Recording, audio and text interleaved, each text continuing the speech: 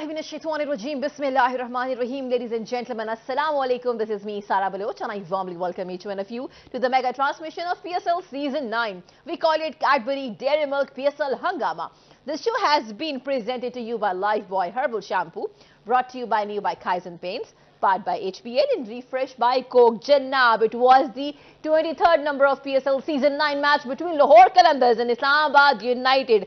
जनाब वो कहते हैं ना कि कुफ्र टूटा खुदा खुदा करके, तो आज जनाब 23rd मैच में finally Lahore Qalandars the defending champion 2 साल से कंसेक्टिवली डिफेंडिंग चैंपियन थे, और सबको जितने भी लाहौर कलंदर्स के फैंस हैं दुनिया भर में जहां जहां बसते हैं, शाहीन के चाहने वाले सब ये चाह रहे थे कि कोई मैच तो जीते। बेशक they are not there unable to qualify now for the playoffs, but at least finally आज का ये मैच जीते। जनाब लाहौर कलंदर्स आई बल्लेबाजी की 162 टोटल स्कोर दिया 7 विकेटों की नुकसान पे। इस्लामाबाद यूनाइटेड आया, समझ में नहीं आया कि what went wrong with Islamabad United, because 18.5 over यानी 20 ओवर्स भी नहीं खेले, all out just they could make 145 runs on board.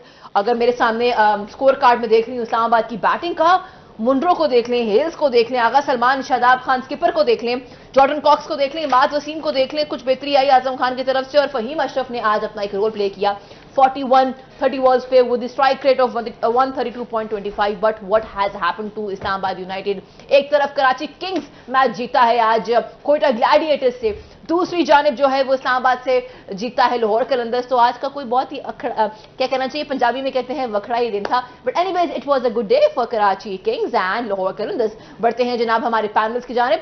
एक तरफ हमें ज्वाइन किया है पाकिस्तान के फॉर्मर कैप्टन, वेलकम करते हैं हम मिस्टर सलीम मलिक। अस्सलाम वालेकुम सर, हाउ आर यू? अस्सलाम वालेकुम सारा, कैसी हैं आप? आई एम गुड जनाब, अल्हम्दुलिल्लाह। और हमें ज्वाइन किया है हमारे फॉर्मर पेसर, जी हाँ, हम बात कर रहे हैं टेस्ट क्रिकेट के बहुत बड़ा नाम अब्दुल रऊफ। अस्सलाम वालेकुम, हाउ आर यू? वालेकुम सलाम, बिल्कुल ठीक। खाना वाना खाया आप लोगों ने, एंजॉय किया जनाब? गुड, बहुत। जहां वो सारी बातें हो रही, यहाँ पे ये क्या हो गया? एक तरफ कराची किंग जो है मैच जीता है, लाहौर कलंदर फाइनली कितने खुश होंगे कि यार ऐसा नहीं है कि हम ऐसे ही जा रहे हैं, मतलब हम कुछ तो विन करके ही जाएंगे इस टूर्नामेंट से। सर आज ये क्या हुआ इस्लामाबाद को? ये बैटिंग ऐसे लग रहा है किसी का मोबाइल नंबर है ये 15045729, ये किस तरह का स्कोर कार्ड है सर? ये मेरा ख्याल 2 मैचों से कुछ हो गया है इनको। देखें सारा, मैंने एक आपको बात कही थी कि जब बॉल स्विंग हो रहा हो ना, तो आपको छोटी छोटी पार्टनरशिप लगानी चाहिए। आज देखें क्या हुआ, सिवाय ड्यूसन के किसी बंदे ने बैटिंग मैच को लेके जाने की कोशिश नहीं की। हर बंदा आके, जो हम बार बार कहते हैं कि जल्दी में लग रहे हैं, मगर मैंने एक बात कही थी आपको कि आप इतना टोटल ज़रूर दें अपनी टीम को कि वो डिफेंड कर सके। आज बॉल अच्छा देखें, सबसे ज़्यादा ज़रूरी क्या होता है, जो मैंने पहले भी कहा था कि जब बॉलर कोई अच्छी बॉलिंग कर रहा हो, नसीम शाह ने क्या किया, उसने अपनी पेस कट डाउन किया और बॉल सिर्फ स्विंग किया आके। इस विकेट पे थोड़ा सा बॉल स्विंग हुआ है और सारे एक्सपोज हो गए हैं, जितने भी बैट्समैन थे वो एक्सपोज हो गए। ऐसे मौके पे हमेशा आपको कोशिश ये करनी चाहिए, जो मैं बार बार कहता हूँ कि वो अगर कोई अच्छा बॉलिंग स्पेल कर रहा है तो वो निकालना चाहिए। किसी ने कोशिश नहीं की, किसने अच्छी कोशिश की? ड्यूसन ने, क्योंकि उसकी टेक्निक बहुत अच्छी है, वो अपने इंटरनेशनल प्लेयर है, उसको पता है कि T20 में अगर मुश्किल कोई बॉलर कर रहा है तो उसको कैसे निकालना है। बाकियों ने आके वही काम किया कि आके हिट आउट किया। इवन लाहौर की तरफ से भी देखें, शुरू में विकेटें गिरी हैं, सिर्फ एक ड्यूसन था जिसने टीम को लेके गया और वहाँ तक ले गया कि आपकी टीम जीतने मतलब फाइट करने के काबिल होगी। अब लाहौर को अगर आप देखें, लाहौर ने आके वही गलती की कि आके इस्लामाबाद ने हिटें मारनी शुरू कर दी। किसी बैट्समैन ने, आप देखें छोटा छोटा स्विंग हुआ है, और किसी ने ये कोशिश नहीं की कि हम वो स्पेल उनका निकाल दें। आप देखें नीचे से किसने स्कोर किया, आजिम ने और फहीम ने। ये 2 बंदे आज मैच वो जीतने लगे थे। उसकी रीज़न क्या है कि आपको ये नजर आ जाए कि विकेट्स इन हैंड होती हैं अगर इनके, तो ये आराम से मैच जीत सकते थे। किसी बंदे ने ये कोशिश नहीं की कि हम अगर 10 ओवरों में 60 भी होता है तो हम 60 कर ले। आखिरी ओवरों में देखिए, मिडिल ओवर में ना आपको सॉफ्ट जिसको कहते हैं ना टारगेट मिलते हैं। ऐसे बॉलर आते हैं जो आपको स्कोर देते हैं, और उसके बाद बॉल पुराना हो चुका होता है और आपको हिट मारने का मौका मिलता है, और जो हिट लगी आप देखें बाहर गई है। मगर किसी ने ये इस चीज़ पे काम ही नहीं किया कि यार हम ये इनके मुश्किल स्पेल निकालने के बाद विकेट्स इन हैंड रखें और हम ये आराम से मैच जीत सकते हैं। आई डोंट नो कि इनके जो थिंक टैंक है वो क्या इनको कह के भिजवाते हैं। मेरा ख्याल है कि T20 का फॉर्मेट ऐसा है कि लोग जो है ना वो जब थोड़ी सी मुश्किल विकेट आती है ना तो उनको समझ नहीं आती कि इस विकेट पे कैसे खेलना है, इस टाइम मुश्किल टाइम को कैसे निकालना है। वो उसी में अपना जो एक शुरू से सीधी विकेटों पे खेल खेल के वो एक प्रैक्टिस हुई है ना कि जाके हिट आउट करना है। मेरे ख्याल वो ना चाहते हुए भी वो वाइट बॉलों को खेल, जैसे फरहान को देख लें, हम अक्सर उसका जिक्र करते हैं कि अच्छा प्लेयर है, मगर जहाँ स्विंग बॉल थोड़ा सा आगे उसको आउट स्विंग मिलती है वो चला देता है। फर्स्ट क्लास में तो आप छोड़ देते हो, मगर यहाँ आप ऐसा माइंड में आपके होता है कि T20 है, तो मेरे ख्याल इन चीज़ों पे थोड़ा सा वर्क करना चाहिए था और इस्लामाबाद मैच जीतना चाहिए था। इतना कम स्कोर करने के बावजूद हारी, उसकी रीज़न ये है कि होमवर्क नहीं करके आते। होमवर्क नहीं किया था। ऑल्सो आज के man of the match happen to be Dawson जनाब। शानदार इनिंग थी, 64 रन ऑन बोर्ड किए, 44 गेंदों पे 145 का स्ट्राइक रेट था। लेकिन जहां ये बात हो रही है वहां पे ये हम कैसे निगलेक्ट कर सकते हैं कि अगर हम बात करें most wickets in PSL season so far, जितने भी हुए हैं PSL season 9, on the top, we have gotten our chief selector Janab Wahab Riaz with the 113 wickets. Then we have gotten Hassan Ali. क्या कमाल उनकी आज वो 4 विकेट थी, 107 विकेट्स उनके नाम है। और फिर शाहीन शाह अफरीदी जनाब, स्किपर ने जनाब 100 विकेट्स अपने नाम कर लिया। आई कम टू यू रऊफ जी, आज शाहीन शाह अफरीदी ने 2 विकेट्स लिए हैं विद इकोनॉमी ऑफ 8.00, लेकिन जमान खान ने 9.65 इकोनॉमी और 4 विकेट्स लिए हैं। What do you have to say about these two bowlers today? देखिए, मेरा ख्याल है कि थोड़ी सी हेल्पफुल कंडीशंस आई हैं तो दोनों ने परफॉर्म करना शुरू कर दिया। ज़मान पिछले मैचेस में थोड़ा सा ऑफ कलर रहे हैं, क्योंकि हम अक्सर बात करते हैं जो पाकिस्तान का बॉलिंग अटैक है जिसमें ज़मान है, वसीम जूनियर है और इस तरह शाहीन अफरीदी, आरिस रऊफ हैं, तो 2 तो कॉन्टेस्ट से बाहर हो चुके हैं, 2 अभी कॉन्टेस्ट में हैं। वसीम जूनियर आज कोयटा से नहीं खेले और ज़मान खेले हैं, तो अच्छी चीज़ ये है कि ज़मान दोबारा उन्होंने फॉर्म में वापस आए हैं, उन्होंने 4 विकेटें ली हैं, क्योंकि आगे वर्ल्ड कप भी आ रहा है और पाकिस्तान के मेजर बॉलर्स में से एक ज़मान खान होंगे। तो जितना जल्दी ये फॉर्म में वापस आए और जितना अच्छा ये परफॉर्म करना शुरू हो जाएं उतना ही पाकिस्तान के लिए बेहतर है। उसके अलावा शाहीन की आपने बात किया, तो जितने भी PSL के पिछले सीज़न 4 या 5 गुजरे हैं उसमें बहुत आउटस्टैंडिंग किस्म की बॉलिंग की है। 100 विकेट लेना डेफिनेट एक बड़ा एक रिमार्केबल अचीवमेंट है और मेरा ख्याल है कि इसको सराहना चाहिए। और हम चाहते हैं कि जिस तरह जिन्होंने पास्ट में अच्छी बॉलिंग की है और ये स्ट्राइक करते रहे अर्ली नए बॉल के साथ, अब दोबारा ये अपना रिदम वापस करें, मगर थोड़ा सा ये स्ट्रगल कर रहे हैं उसमें। और with the passage of the time अगर ये बेहतर होते जाएंगे तो पाकिस्तान के लिए उतना ही बेहतर है, मगर 100 विकेटें लेना इस फॉर्मेट में T20 में और PSL में मेरा ख्याल है कि एक ग्रेट अचीवमेंट है। अच्छा, जहां ये बात हो रही है वहां पे डेफिनेटली देखिए बैटिंग ना जेनेरिक बात तो हमने कर ली है, लेकिन फिर भी it's a high time to think कि what went wrong with Agha Salman, what went wrong with Shadab Khan. भाई कोई तो जिम्मेदारी लेता, was it only Faheem Ashraf's responsibility? So will have a detailed discussion, keep watching the PSL हंगामा।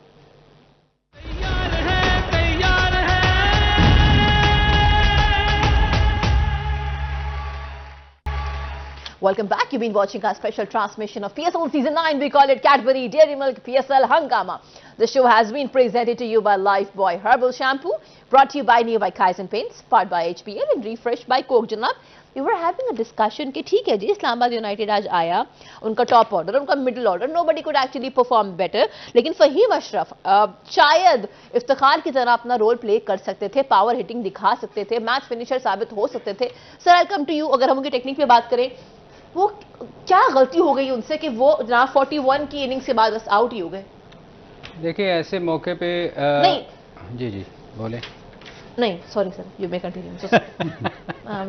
मैं देख रही हूँ मेरे पास नॉट आउट आ रहे हैं फहीम अशरफ, तो नॉट आउट ही रहे हैं वो। ऐसे मौके पे देखें जब जो मेन बैट्समैन होता है ना, जो स्कोर कर रहा होता है, जैसे फहीम कर रहा था, तो ये इतनी क्रिकेट की हम हमेशा कहते हैं कि सेंस होनी चाहिए कि आखिरी बैट्समैन वो स्कोर नहीं कर सकता जो सेट बैट्समैन कर सकता है। तो ऐसे मौके पे उसको स्ट्राइक दूसरे बैट्समैन को देनी नहीं चाहिए थी, सिंगल ही नहीं करनी चाहिए थी, खुद ज़्यादा खेलना चाहिए, खेलना ही खुद चाहिए था।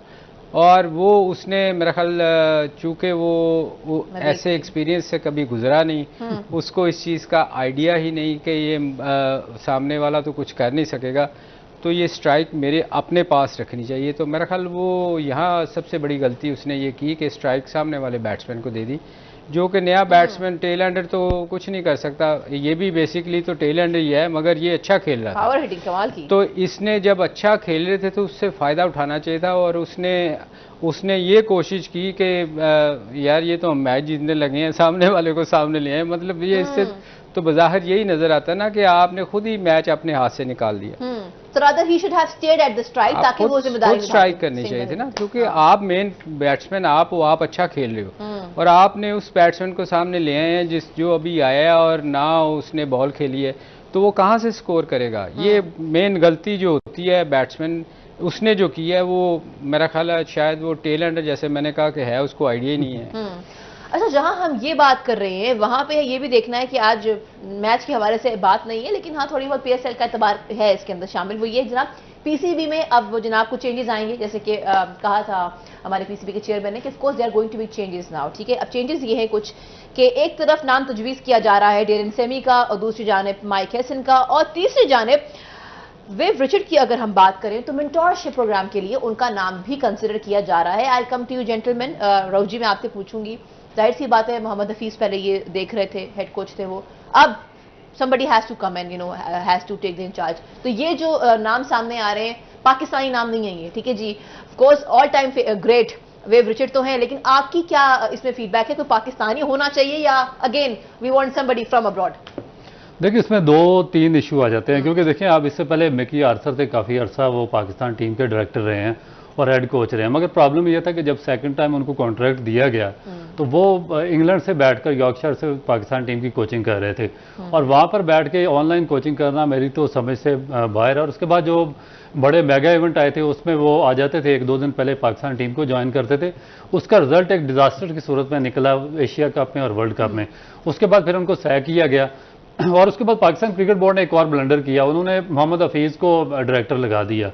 अब प्रॉब्लम यह है कि अगर मिकी आर्थर को लगाया तो कोई सेंस बनती इसलिए कि वो डेवलपमेंट का काम काफ़ी नीचे लेवल पे इंग्लैंड में और बाकी कंट्रीज़ में कर चुके हैं, काउंटीज़ लेवल पर और नीचे, क्योंकि जब आप डायरेक्टर का काम करते हैं तो उसके लिए आपको जो ग्रास रूट स्ट्रक्चर होता है या आपका इंफ्रास्ट्रक्चर होता है उसके साथ आपका जुड़ा रहना बहुत ज़रूरी होता है। अगर आपने वहाँ पर काम किया तो फिर आप बेहतर तौर पर इंटरनेशनल टीम के साथ काम कर सकते हैं। अब क्योंकि अगर मिकी आर्थर को रिप्लेस करना था तो फिर उसी लेवल के एक आदमी को, उतना ही हाईली एजुकेटेड आदमी होना चाहिए था जिसका एक्सपीरियंस होना चाहिए था इस शोबे में, तो उसको रिप्लेस करते। मगर हफीज़ को टोटली इनएक्सपीरियंस था इस मामले में, उसने जस्ट क्रिकेट से रिटायरमेंट ली और अभी भी कई लीग्स में वो क्रिकेट खेल रहा था, तो उसको डायरेक्टर का रोल दे दिया और हेड कोच का रोल दे दिया। फिर उसने आगे मजीद ब्लंडर क्या किया कि जो उसके अपने दोस्त थे जो उसके रीजन के थे, सईद अजमल, उनको स्पिन बॉलिंग कोच लगा दिया और ऑस्ट्रेलिया ले गए जहाँ पर स्पिनर आपने खिलाई नहीं तीनों टेस्ट मैचेस में। फिर उमर गुल को उसने लगा दिया, वो एक और इनएक्सपीरियंस, तो उनको साथ उन्होंने बॉलिंग कोच लगा दिया। अब प्रॉब्लम ये आ रहा है कि अगर आपने हफीज़ को रिप्लेस करना है तो फिर आप कोई ऐसे बंदे को, क्योंकि ये बड़ा सेंसिटिव जॉब है, इसका ताल्लुक ना सिर्फ पाकिस्तान क्रिकेट के साथ है, टीम के साथ, बल्कि नीचे ग्रास रूट और डोमेस्टिक सिस्टम के साथ भी है। जब तक आपको पूरा नॉलेज नहीं होगा नीचे इंफ्रास्ट्रक्चर का, आप पाकिस्तान टीम की ना मेंटोरशिप कर सकते हैं, ना सही तौर पर डायरेक्शन दे सकते हैं, ना डेवलपमेंट कर सकते हैं, ना कोचिंग कर सकते हैं। तो अब मैं ये दो नाम है, मेरा नहीं ख्याल कि डेरेन सेमी इतना सीरियस है। मैं T20 में कभी कभार उनको देखता हूँ ड्रेसिंग रूम में, वो अजीब तरह की हरकतें वगैरह करते हैं जिसकी वजह से उनको फेम शेम मिल जाता है, मगर मुझे नहीं पता कि कोई इतना ज़्यादा डीपली वो इंजेक्ट है सिस्टम के साथ या डेवलपमेंट का उन्होंने वेस्ट इंडीज़ में या किसी और कंट्री में काम किया कि उनका नाम आ रहा है। माइक हेसन भी इसी तरह, वो भी कोई इतने बड़े आप उनको नहीं कह सकते। तो अब देखें कि पाकिस्तान क्रिकेट बोर्ड की क्या सोच है, क्या थिंकिंग है, और वो किस लेवल पे सोचता है, अपना डेवलप करता है, अपना कोई बंदा लाता है, या फिर इन पे डिपेंड करता है, ये तो उन पे डिपेंड करता है। देखिए, विव तो बहुत बड़ा नाम है, इसमें कोई शक नहीं, दुनिया में उससे मेरा फेवरेट है, उससे बड़ा कोई मैं नहीं समझता कि मुझे नहीं अच्छा लगता, मेरा फेवरेट है। बाकी दो प्लेयर है, मेरा ख्याल पहले क्या कभी उनकी कंट्री ने उनसे कभी कोई काम लिया है? मेरा ख्याल उनको तो लीगों में सही तरह नहीं खेलना आता था, तो ये उनको अगर उन लोगों के नाम ले रहे हैं तो मेरा ख्याल है ये पाकिस्तान के साथ ज़्यादती होगी। पाकिस्तान ये बहुत सारे लोग ऐसे हैं जो पाकिस्तान में उनसे बड़े नाम हैं और दुनिया में और भी बहुत सारे लोग हैं, मगर इन्होंने अपनी कंट्री से बहुत कम खेला है, इनको तो वहाँ जगह नहीं बनती थी, और ये पाकिस्तान का एकेडमी में मेंटोर लगा रहे हैं, मेरी समझ से बाहर है। अगर मुझे नहीं लगता, मैं आपको बताऊं, र्यूमर्स ज़्यादा होती हैं, अखबारों में या आपको जो सुनने में आता है वो चीज़ें मुख्तलिफ होती हैं। ठीक है जी, अखबार की खबर है, हमने शेयर की आपके साथ। Will have a discussion, if not these coaches then who can they think you know can become a better head coach for Pakistani team. Keep watching PSL हंगामा।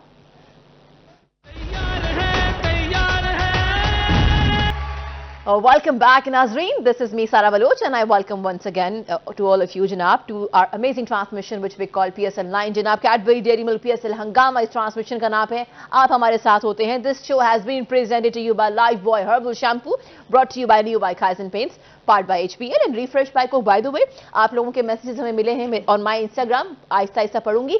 वो तमाम लोग जो अभी भी सवाल करना चाहते हैं, कोई ओपिनियन देना चाहते हैं, कोई फीडबैक देना चाहते हैं regarding the show, regarding Lahore Qalandars performance and Karachi King performance, you can send us your messages on Sara Baloch Official, which is my Instagram account. जहां ये बात हो रही है वहां पे हमें एक मैसेज मिला है नेहा कराची से।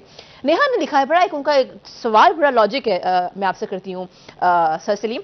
उन्होंने कहा जी यार 2 मैचेस हुए हैं सारा जी, और दोनों मैचेस के अंदर बीट सऊद शकील, बीट ख्वाजा नाफे, फरहान, फखर जमान, शादाब, आजम खान, क्या ये पिच इतनी मुश्किल थी कि पाकिस्तानी बैटर्स ना संभाल पाए? कोई खेल पाया तो वो वैंडर डुसन था 64 की इनिंग, और उसका थोड़ा बहुत साथ दिया इस्लामाबाद की जो इनिंग थी फहीम अशरफ। हमारे अपने टॉप बैटर्स क्यों नहीं परफॉर्म कर पाए? देखिए, ये मैं बार बार कह चुका हूँ, जिसकी टेक्निक अच्छी होगी वो इन विकेट्स पे खेल सकेगा, क्योंकि जहाँ थोड़ा सा बॉल स्विंग होता है ना, सीम होता है, वहाँ हम स्ट्रगल करते हैं, क्योंकि हमें आदत है सीधी विकेटों पे खेलने की, जहाँ बॉल स्विंग नहीं होता, क्योंकि नॉर्मली सफ़ेद विकेटें होती हैं, बॉल स्विंग होता नहीं। पहले 1-2 ओवर के बाद आप जहाँ मर्जी बॉल गिरे आप हिट आउट करते हो, मगर जहाँ ऐसी कंडीशन आएंगी, हमारे वो बैट्समैन जिनकी टेक्निक अच्छी नहीं है वो स्ट्रगल करेंगे। डूसन इसलिए अच्छा है कि उसकी टेक्निक बेहतर है। फरहान ज़ादा की हम बात करते थे, टेक्निक अच्छी है, मगर मैं रऊफ़ को हमेशा कहता हूँ कि इसको ऑफ साइड पे ऑफ स्टंप पे बॉल करेंगे, आउट स्विंग, ये स्ट्रगल करेगा। उसकी रीज़न ये है कि T20 की आपने स्कोर करना होता है, आप अच्छी बॉल को भी चांस लेते हो। फर्स्ट क्लास में उसने बड़ा स्कोर किया, उसकी रीज़न है कि वहाँ आप छोड़ देते हो उस बॉल को, यहाँ आप उसको चेज़ करने जाते हो। इन पे थोड़ा सा काम करने की ज़रूरत है। देखें, जब मैंने बार बार कहता हूँ, जब ऐसी कंडीशन हो, मुश्किल पिच हो, सिर्फ 2 ओवर नसीम शाह के निकालने थे और 2 ओवर सामने से हसनैन या वो उसके ज़मान के निकालने थे, तो आप गेम में वापस आ सकते थे। आपने कोशिश ही नहीं किसी ने की कि हम पहले जो 4 ओवर का स्पेल है वो निकाल दें। अब देखें, जब आप विकेट अंदर रहेंगे तो आपको, जो मैं हमेशा कहता हूँ कि सॉफ्ट टारगेट आपको मिलते हैं, क्योंकि वैसे बॉलर आते हैं, बॉल पुराना हो जाता है, सीम स्विंग करना बंद हो जाता है। आपने पहले ही ओवर्स में अपनी विकेटें थ्रो कर दी। उसकी रीज़न ये थी कि आप स्कोर करने के लिए गए, बजाय कि उस स्पेल को आप निकालते। तो ये दोनों टीमों से हुआ है, और इस्लामाबाद को तो बिल्कुल पैनिक नहीं करना चाहिए था, इसलिए कि उनके सामने एक छोटा टारगेट था, मगर उन्होंने वो इतना पैनिक हो गए थे कि हम जल्दी से कोशिश करें। वो ऐसा नहीं होता। आप देखें, हेल से लेके सब ने आके ऊंची हिटें मारनी शुरू कर दी, किसी ने स्पेल निकालने की कोशिश नहीं की। ये सिर्फ इसलिए हो रहा है कि T20 की इतनी आदत पड़ चुकी है लोगों को सफ़ेद विकेटों पे खेल के कि वो ना चाहते हुए भी हिट मारने चले जाते हैं।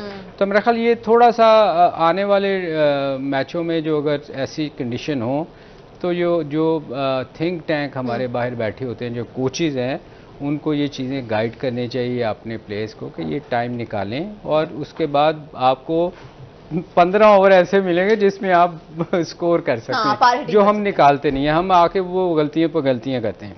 What is your take on this, Rauf? अच्छा, इसमें एक और चीज़ सलीम भैया, आपने सारा तो मेंशन कर दिया, मगर इसमें वही प्रॉब्लम आ रही है जो पाकिस्तान की बैटिंग को पीछे 2-4 साल से हम देख रहे हैं आ रही है, कि 2 प्लेयर्स हैं पाकिस्तान की अपर आर्डर में, रिजवान है या बाबर आजम है। अब चारों सेंटर्स में मैच हो गए हैं और 7-7 मैचेस हर टीम की हो गए हैं। कुछ टीमों के 8 मैचेस भी हो गए हैं। कराची में भी खेली है स्पिन पिचेस पर, रावलपिंडी की थोड़ी सी बैटिंग विकेट पर भी खेले हैं, उसके बाद मुल्तान और लाहौर की सीमिंग पिचेस पर भी खेले हैं। तो वही बंदे हैं जो स्कोर कर रहा है, या बाबर कर रहा है, या रिजवान कर रहा है, या नीचे पे जो फिनिशिंग पे भी प्रॉब्लम हमारा वही मिडिल ऑर्डर का आ रहा है। 5वें 6ठे नंबर पे इफ्तिखार हैं, वही अकेला आप देखें कि वो जो भी मैच आता है उसी में वो फिनिश करता। बाकी अगर किसी की भी बारी है जिसमें एहसान न्याजी है, खुशदिल शाह और काफ़ी लड़के हैं जो पाकिस्तान से खेलते हैं नीचे वाले नंबरों पे, ना उनसे फिनिश होता। बल्कि सबसे बड़ा प्रॉब्लम ये आ रहा है कि जहाँ पे 10 ओवर में बारी आ जाती है लोअर मिडिल ऑर्डर की, 5वें नंबर से निकालने हो उनके बेचारों के हाथ पांव भी फूल जाते हैं, उनको पता ही नहीं करते हमें एवरेज को लेकर कैसे चलना है। ना वो विकेट बचा सकते हैं, ना वो एवरेज को मीट कर सकते हैं। एक इफ्तिखार है जो लेकर चलता है। अब ये मेरा ख्याल है कि जो सलीम भाई ने बात की है, सोचने वाली बात है। अभी तक इस टूर्नामेंट में अभी तक मैंने ना तो बाबर की रिप्लेसमेंट देखी है, ना रिजवान की देखी है और ना ही इफ्तिखार की देखी है। और यही तीनों क्रूशियल पॉइंट है जिस पे हमारी टीम स्ट्रगल कर रही है, पीछे वर्ल्ड कप में भी, एशिया कप में भी, उससे पहले T20 वर्ल्ड कप में भी, और आगे भी वर्ल्ड कप आने वाला। तो मेरा ख्याल है कि थिंक टैंक को इस पे जो थोड़ा सोच विचार करना अच्छा पड़ेगा। था शफीक, एक अच्छा था, उसको खिलाया नहीं है। यानी हम अपने मिडिल ऑर्डर की बात करें या हम अपने लोअर मिडिल की बात करें, तो यहाँ पे हम वी वर सफरिंग। हमने देखा है एशिया कप में, वर्ल्ड कप में, तब भी हमारा ये क्वेश्चन मार्क था, अब भी एक क्वेश्चन मार्क है। फहीम ने आज खेल लिया, लेकिन चलो ये एक्सेप्शनल केस था, अगेन वो फिनिश नहीं कर पाए। शादाब भी कभी अच्छा खेलते हैं, कभी नहीं खेलते, तो वो जो कंसिस्टेंसी है वो नहीं है, या तो वो बाबर में या वो रिजवान में। Again having said that, let's talk about Shaheen Shah Afridi also.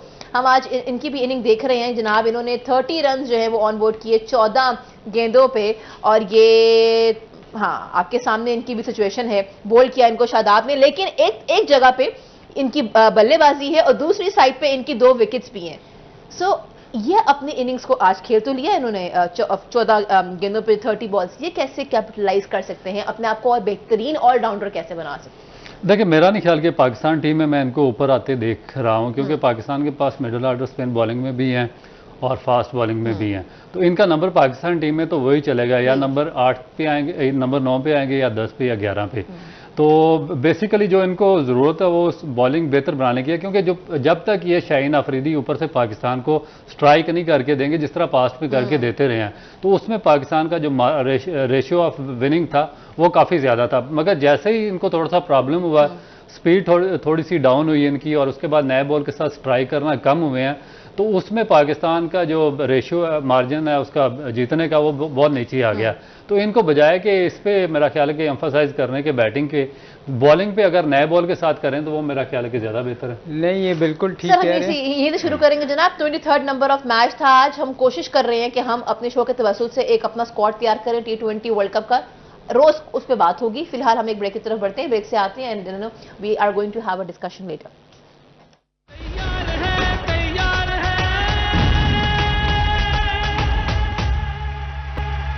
Welcome back. You've been watching our special transmission of PSL Season 9. We call it Cadbury Dairy Milk PSL Hangama. This show has been presented to you by Lifebuoy Herbal Shampoo, brought to you by New by Kaizen Paints and powered by HPL. Refreshed by Coke as well. Janab, कल 24th number of match है between Karachi Kings and Islamabad United. याद रहे कि आज Karachi Kings ने fight back किया, आज वो जीते, और इस्लामाबाद जिनकी चांसेस थे वो जीत सकते थे आज, वो आज हारे। तो दोनों टीम्स का आमने सामने होंगे। इनके बीच में अगर हम हिस्ट्री को उठाएं तो लास्ट 10 मैचेस में से 8 मैचेस इस्लामाबाद यूनाइटेड ने जीत रखे हैं, 2 मैचेस कराची किंग्स ने जीते हैं। लेकिन आज के मैच को कंसीडर करें हम तो कल जब ये आमने सामने होंगे तो मोरल क्या होगा? याद रहे कराची किंग्स के लिए आने वाले 2 मैचेस जीतना बहुत इंपॉर्टेंट है, they want to qualify for the playoff. Sir, I come to you.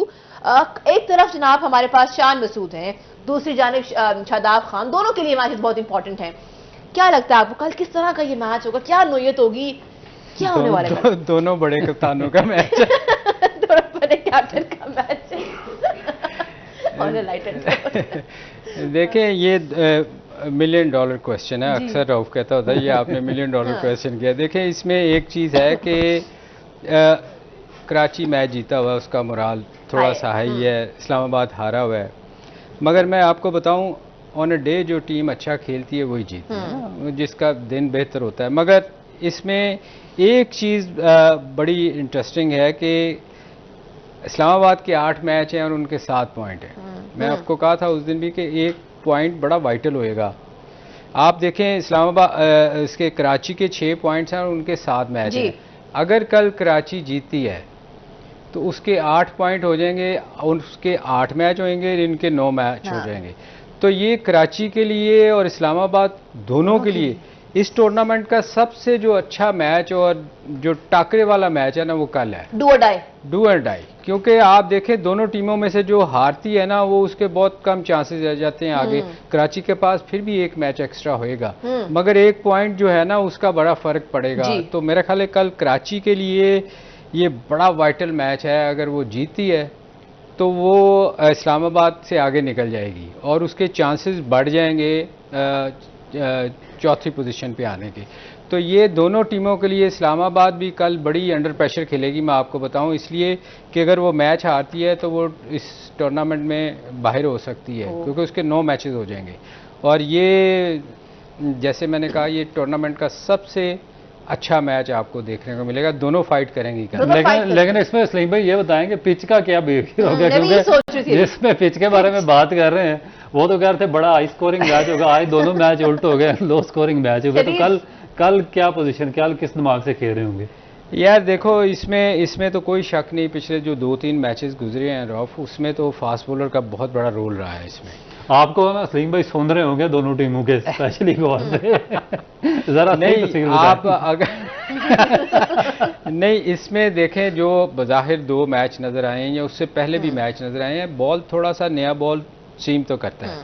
तो मेरा ख्याल है जो बंदा थोड़ा सेंसिबल खेलेगा, ये सोच के ना खेले कि मैंने 200 करना है, अगर वो पहले स्पेल अगर निकाल के, जो टीम भी इस मैच में पहले स्पेल निकाल गई वो और अपनी विकेट्स उसने सेफ रखी तो वो मैच जीतेगी। जिसने थोड़ा पैनिक किया कि हम जल्दी स्कोर करने की कोशिश करें, अगर मुश्किल बॉलिंग हो रही, अगर बॉल स्विंग नहीं होता, हर रोज नई कंडीशन होती है, धूप पड़ती है तो विकेट चेंज, बिहेवियर चेंज हो सकता है, मगर अगर बॉल इसी तरह स्विंग हुआ और किसी ने पैनिक होके जल्दी स्कोर ज़्यादा करने की कोशिश की तो वो फंस जाएगा। तो मेरा ख्याल है कि जो भी बैटिंग करे उसको अब पहला स्पेल ज़रूर निकालना चाहिए, वो इसको छोड़ देना चाहिए कि पावर प्ले में ज़्यादा स्कोर हुआ है या नहीं हुआ। विकेट्स इन हैंड इस ऐसी सिचुएशन में आपके पास होनी चाहिए, क्योंकि जैसे मैंने कहा नीचे आपको मौका ज़रूर मिलता है और ये ऐसी विकेट है नीचे से फिर जो बॉल हिट होती है वो बाहर ही जाता है।